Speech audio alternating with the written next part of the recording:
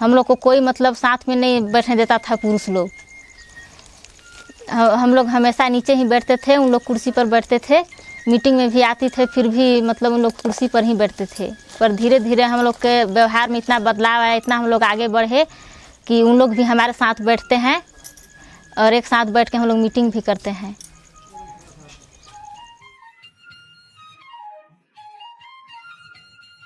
वाड्रफनगर छत्तीसगढ़ के बलरामपुर जिले का एक प्रखंड है।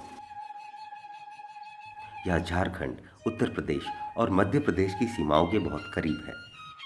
यह आदिवासी बाहुल्य प्रखंड है। 2011 की जनगणना के अनुसार प्रखंड में आदिवासी आबादी कुल आबादी का 59.26% है, जिसमें ज़्यादातर कोडागू यानी बैगा और गोंड जनजाति पाए जाते हैं।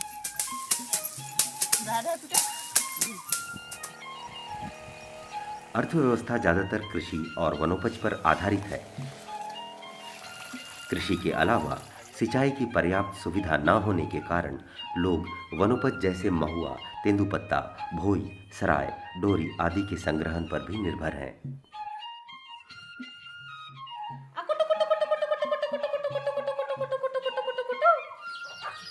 लोग अपनी आजीविका के लिए मुर्गी बकरी पालन के साथ साथ तालाबों में मछलियां पालन भी करते हैं। यहाँ स्त्री पुरुष अनुपात कम है। कुल आबादी में 44% महिलाएं हैं एवं महिला साक्षरता दर सिर्फ 40.64% है। हमने यह देखा है कि महिलाएं निर्णय लेने में सक्षम नहीं हैं, परंतु कुछ महिलाएं बैठकों में सक्रिय रूप से अपने विचार रखती हैं। अभी तो नहीं, पहले इकट्ठा कर रहे हैं।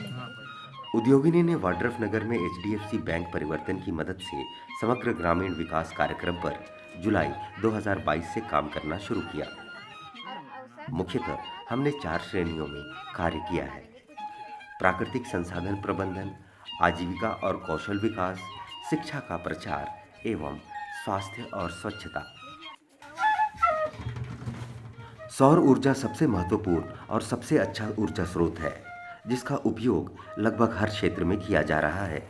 प्रकाश व्यवस्था इन क्षेत्रों में सबसे पहले आती है, अतः हमने सबसे पहले गांव में रोशनी पहुंचाने का काम किया। पहले वर्ष में हमने 15 गांवों में कुल 225 लाइटें बांटी, जिससे 2250 लोगों को इसकी रोशनी से फायदा हो रहा है। खेती में सिंचाई एक बहुत बड़ी समस्या उभर कर सामने आई है। सिंचाई की कमी के चलते फसलों की उपज बुरी तरह से प्रभावित होती है।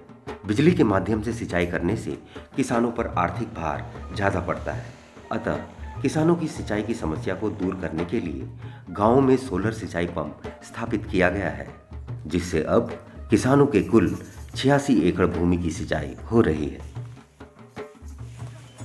सिंचाई के साथ साथ घरेलू और पशु उपयोग के लिए जल संचयन के उद्देश्य से उथली नदियों और नालों पर जल प्रवाह की दिशा में स्टॉप डैम का निर्माण किया गया, जिसके माध्यम से अब किसानों की भूमि की सिंचाई हो रही है।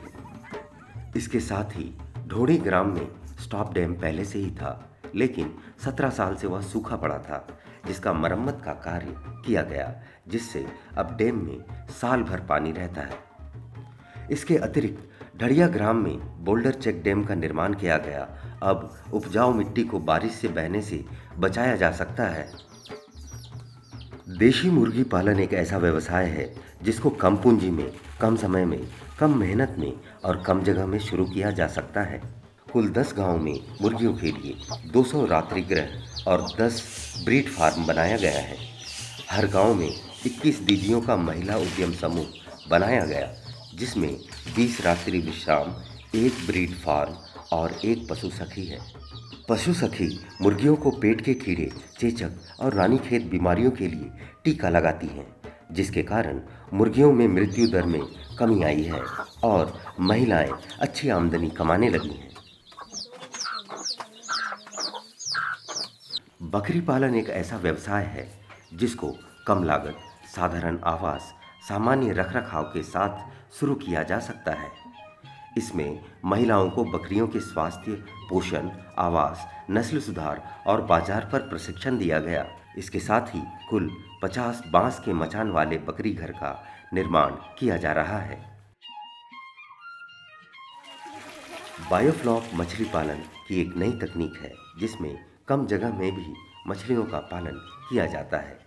5 गांव में बायोफ्लॉक का निर्माण कर 75 महिलाओं को रोजगार दिया गया है। इसके साथ ही पूरे 15 गांव में 1 एकड़ में वाड़ी लगाया गया है।